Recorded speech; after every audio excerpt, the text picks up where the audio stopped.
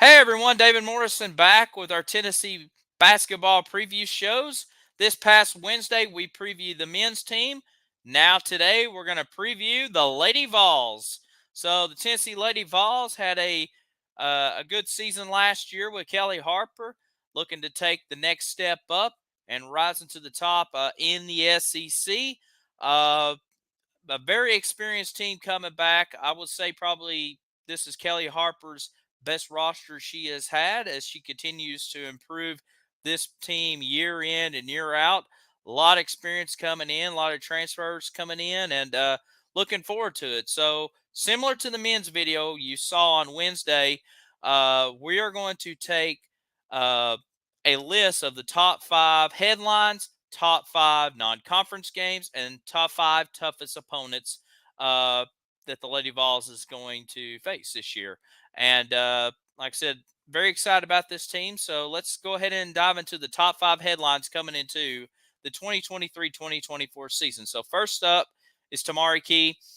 Tamari Key, her health mainly in general.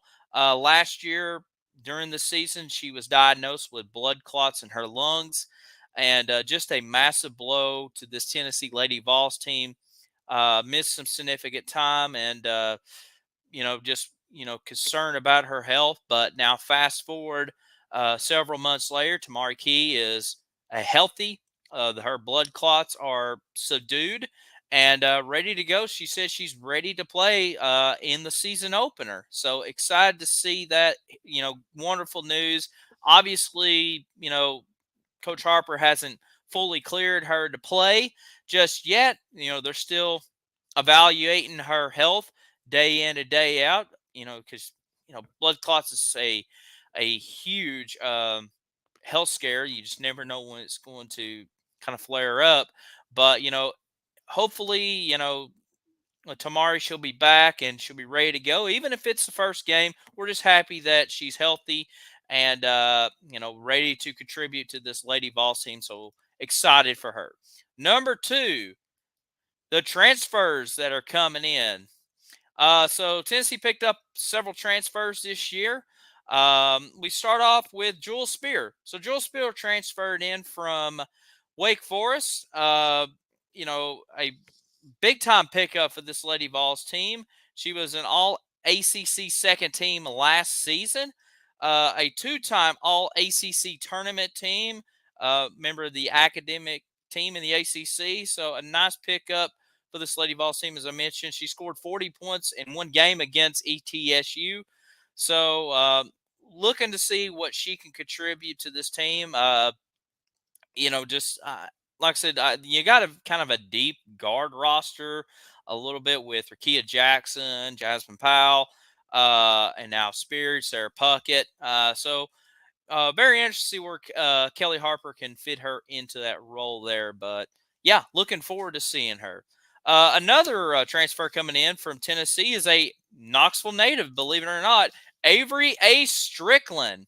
It's not the first time we've had a Lady Vol with the Ace nickname, and hopefully Avery can live up to the name also. But she is a Knoxville native, played at Farragut High School, originally committed to West Virginia, then decommitted, ended up going to Pitt, and she played up there for a year, averaged 6.2 points per game. Started 11 games up at Pitt, averaged about 20 minutes, a rebound per game. So excited to see what she can do. I'm listened to an interview with her on another platform. Just very excited to be back home in Knoxville. Grew up wanting to be a Lady Vol. She was not only an excellent basketball player, but a great softball player up at Farragut. And, wasn't originally looked at by the Lady Vols at the beginning, but now with, the transfer portal and everything, she's back home and excited to see what she can do. Last transfer we're going to talk about, we won't see this year, but we will see her the following year, and that is Talisa Cooper. She came in from South Carolina. The reason she's not playing is she transferred to Tennessee outside of the transfer portal window. you only have a certain amount of time to make the transfer in order to play on a roster, and she committed a little later than what she's supposed to. But anyway, so she will sit out a year, but just kind of a I guess you could say a preview for the following year. She appeared in 24 games last year, played mainly during the postseason play in 2 SEC tournament games, 4 NCAA tournament games. Had a great run in December where she was averaging around 12 points a game. So excited for these three transfers coming in. I think, though, it can play some big roles, get some big minutes, and see what they can do. The third headline we're going to focus on is climbing to the top. So the Lady Vols are picked third in the SEC preseason media polls, right behind defending national champion LSU and South Carolina. So how can this Lady Vols team, climb to the top? Well, I think it's going to come down to, Rakia Jackson, Jasmine Powell. We mentioned the transfers; they can play a big part. Caroline Strickland, a returning starter. And we'll kind of dive more into this team in the next headline. But you got a lot of experience just coming back, and like I said, the Lady Vols are going to have to find a way to knock off South Carolina. They did it last year in the SEC tournament against LSU, who ended up winning the whole thing. Huge win for them at that time. But like I said, they're going to have to really contribute as far as like continuing that climb and that march and picking up some big wins along the way. All right, the number 4 headline we're going to focus on. We'll talk about Rakia Jackson and Jasmine Powell. I think these are your two key best players on the team. Rakia Jackson last year, fantastic season. 19 points per game, 6 rebounds, shot 54% from the field, career high in steals, and she's already getting all SEC and some All American preseason nods. So I think this is your go-to girl here on this Lady Vols team, and excited to see what she can do. Jasmine Powell, I think, is another one. She did take her stats really dropped off when she was at Minnesota to the Lady Vols. I guess just trying to find her way, but she was a nice key role player, especially down the stretch. Had a season high 8 assists against Auburn and Kentucky. But I think she'll really step up her game. I just think kind of that transition year was a little wonky for her. But I think her and Rakia Jackson can fit nicely, and then we can kind of balance the team around it. All right, number 5, rise up. Who's going to rise up? Well, we mentioned Rakia Jackson. We mentioned Jasmine Powell. We also mentioned the transfers. Let's talk about some of the other key players. Start with Jillian Hollinshead. I really like her. She played some great ball for us, kind of very similar to J-My Meshack on the men's side, very kind of underrated, under the radar, but she made an impact. 6 points a game, 4 rebounds, 48% from the field. And I think she can really improve those numbers going into next year. Sarah Puckett, or Sarah Buckets. This is my favorite Lady Ball right here. Uh, you know, 2-time academic All SEC team member, all freshman team a couple of years ago. Averaged 4 rebounds, 4 points a game, 2 rebounds. Uh, you know, 26 three-pointers she nailed last year. I think she can improve on that more. I think she's got the confidence to do it. And, I really like this balance of this Lady Vols team, as you can kind of tell in my voice, with Jackson, with Powell, Sarah Puckett being a part of it. Very excited to see this team. And then kind of continuing on here, Tess Darby, another player.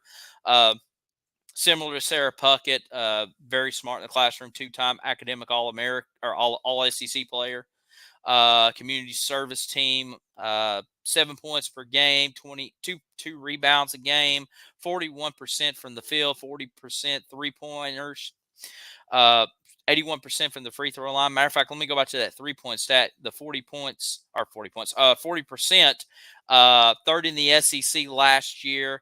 And right now she is 7th in Lady Vol history with a 39% three-point shooting. That's fantastic for Tess Darby, and a major accomplishment. We've had some great Lady Vols that were great three-point shooters, and Tess Darby is a part of that list there. So kudos to Tess Darby, and of course her sister Edie Darby on the team too. Can't wait to see what she can do. Caroline Strickland, ran into her after the Texas A&M game in the massive Tennessee fan, so it was kind of cool. Little accidental run into, but it was anyways.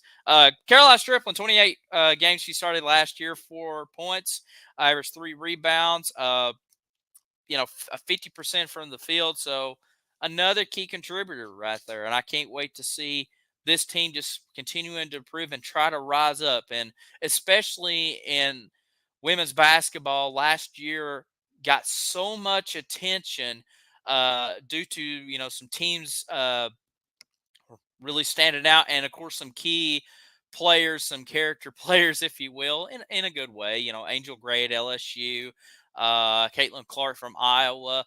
The women's basketball tournament, March Madness, had record ratings as far as women's basketball goes. Going back to the days of the Lady Vols in UConn with Pat Summitt and Gino. But it was really cool to see kind of women's basketball right there with the men's during March Madness and the coverage. And I think it's going to take a big step up too. And like I said, the Lady Vols are a part of that mix too. If they can, iron out some stuff and play very well. All right, so let's go ahead and talk about the non-conference games. I will go ahead and say this first time in probably forever, as far as non-conference game goes, there's no Texas, no Stanford, and no UConn on the non-conference schedule. So, so 3 pretty big rivals for the Lady Vols not on the schedule this year, which is a little weird, but, still some pretty good games to watch out for. So we'll start with number 5, Oklahoma. So this is a 2-day tournament classic, if you will, down in Fort Myers, Florida. Tennessee will take on Oklahoma on November 25th. Oklahoma, Big 12 co-champions last year, went 26-7. This is a big-time matchup here for the Lady Vols to try to build that resume. Number 4, the Indiana Hoosiers. The day before, I probably should have put this game a lot higher on the non-con list, but you're playing Indiana and Oklahoma kind of back to back. Well, you're not kind of, you are. So this game will take place on November the 24th. They were 28-4 last year. They were Big Ten champions last year. I mean, they defeated Caitlin Clark in Iowa last year. So this is a dangerous team. Tennessee has faced this team before and not done well with them. Mackenzie Holm returns back for Indiana. Number 3, Fighting Irish and Notre Dame. This is also the inaugural SEC versus ACC challenge. We mentioned that in the men's video. The Tennessee men's team will take on North Carolina in Chapel Hill. This game will be in Knoxville. I forgot to add that on the graphic there, but that game will take place November the 29th in Knoxville. Tennessee takes on Notre Dame. Notre Dame was 27-6 last year. They returned Olivia Miles. So big time game. I expect, Lady Vols Nation will be ready to rock and roll at the Thompson Bowling Arena. I was trying not to say the Food City Center, and then I messed it up. Like I said in the men's video, yeah, it's called the Food City Center, but we still call it Thompson Bowling Arena around here. All right, moving on. Number 2, the Florida State Seminoles. This game will take place in Tallahassee on November the 9th, early on in the season, similar to the men's team taking on Wisconsin very early on. Well, the Lady Vols taking on Florida State, 23-10 last year. They will, like I said, Latson, who was a big-time player for them last year, is returning back. Big-time matchup right here. Lady Vols can make a big statement against Florida State. Should be a very very interesting game. And then number 1, I have Ohio State, preseason number 7 in the country. This is a game in Knoxville on December the 3rd. J.C. Sheldon returning back for Ohio State. The Buckeyes went 28-8 last year. Like I said, we're going to talk about how deep the SEC is, but Big Ten basketball, especially on the women's side, everybody's going to be talking about Caitlin Clark in Iowa, and rightfully so. But Ohio State and Indiana, they're going to be in the thick of things, and many others along the way. But yeah, I have Ohio State as the number 1 toughest non-conference game for the Lady Vols. All right, we move on to the top 5 toughest SEC games. We begin at number 5 with the Arkansas Razorbacks. This game will take place on February the 12th in Knoxville. Matter of fact, the men 2 days later on Valentine's Day will take on Arkansas at Bud Walton Arena. So kind of a Vols versus Hogs weekend. But like I said, this game's in Knoxville. Arkansas went 24-13 last year. Mike Neighbors, the head coach, beginning his 7th season, I believe, in Fayetteville. So, pretty big matchup right here. I think Arkansas was like 5th, I believe, also in the preseason poll. So, definitely a big time game. Number 4, Mississippi State. This game will take place on January the 18th in Starkville. Mississippi State went 22-11, made the NCAA tournament, made to the round of 32 before being eliminated. Big time road game. Mississippi State always a tough SEC draw every year. You know, obviously when Van Chancellor was there and they won national championship, and now he's retired. But still, this program is a pretty dangerous program. And like I said, the Lady Vols going to have to really hunker down on the road this next year. So we'll see what they'll do. Number 3, Ole Miss. This game will take place on January 28th in Oxford. This is a Sweet 16 team from last year, 25-9 on the year. Very similar to Mississippi State. Going to have to really get a big time win on the road. And talk about Ole Miss, you know, I remember when Ole Miss was kind of not kind of, they were at the bottom of the SEC, you know, 10, 15 years ago, and now they've really improved over the years. And, definitely going to be a challenge for the Lady Vols. Number 2, South Carolina. You can argue this can be number 1, but, I think we all know who number 1 is on this list. But this is a home and home. So on February the 15th, South Carolina will come to Knoxville. So Don Staley and the crew back. Final Four team last year. Their only loss was to the national champion LSU Tigers. Camila Cardesso, excuse me, returning back for South Carolina as Aaliyah Boston is now head off to the WNBA. And this is, like I said, we need to get this win at home. You talk about a big week in Knoxville. Like I said, you take on Arkansas. I believe that's a Monday night game, and this South Carolina game is on a Thursday night national televised game on ESPN. And then towards the end of the SEC season, matter of fact, I think it's the last SEC game of the year, down in Columbia, you take on South Carolina again. So big time women's basketball right there between the Lady Vols and South Carolina. Good little rival the last few years between these two teams. And then number 1, LSU, defending national champions, 34-2 last year. One of the 2 losses was to the Lady Vols in the semifinals of the SEC tournament. Angel Reese is back.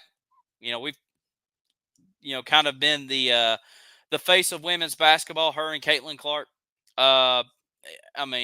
Everywhere. Talk about 2 big time personalities, and like I say, Angel Reese is a big one. Haley Van Leith, big time transfer, comes into this program. This team is loaded like last year. Definitely the favorite to win it all again. But you see right there on the graphic on February 25th on a Sunday afternoon, early Sunday afternoon game, like at noon in Knoxville. That's going to be a huge matchup. Can't wait to see that game. And looking forward to it. So that's a look at the Lady Vols here. Some big time games. As a matter of fact, I guess you can also say number 1 as far as non-conference games goes. The Lady Vols have a excellent opportunity coming up on November the 5th in Knoxville at Thompson-Boling Arena. It's on a Sunday night, as the Lady Vols will take on the USA women's basketball team. And this is the team that's going to compete in the Olympics next year. I believe it's in Paris next year. But listen to this list that's going to participate on the women's basketball team, USA women's basketball team against the Lady Vols. Diana Taurasi, Aaliyah Boston, Alicia Gray, Brittany Griner, Ryan Howard, Azura Stevenson, uh, Okabari from Notre Dame, Sabrina Unetsky. I mean, this is and the greatest women's basketball players in the United States, obviously, but even around the world. Uh, Big time roster right there. And then the head coach is the WNBA head coach of the year, Stephanie White from the Connecticut Sun. So, huge opportunity for the Lady Vols. It's going to be a tough challenge, but like I said, it's an exhibition game, and yeah, we'll see how that game turns out on uh, November the 5th. But yeah, I'm excited about Lady Vols this year. Honestly, if I had to compare the two teams, and I'm excited about the men's team too. But I think I'm more excited about this Lady Vols team than I am the guys' team. I'm not saying that the guys' team is going to be terrible. I think they're both going to be great. I just feel very confident about Kelly Harper's team and the way this team continues to prove year in and year out. Yeah, the SEC is going to be very tough. I mean, you got two top 5 programs with LSU and South Carolina, but I think the Lady Vols, if they could continue their ways, continue to pick up wins, not be afraid of big time opponents, and not feel the pressure, then I think they got a great shot.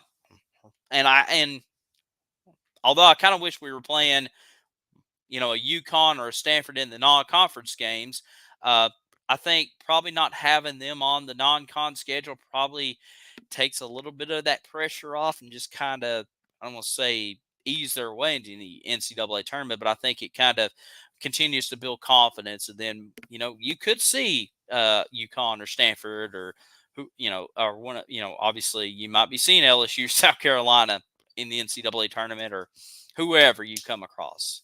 But it should be a lot of fun. But that's a look real quickly at the Lady Vols basketball preview. Hope you enjoyed this video. If you hadn't catch the men's basketball preview, go back on our Vol Society social media pages and look for it and watch both videos. And yeah, we're getting ready for some hoots, folks. It'll be here before you know it.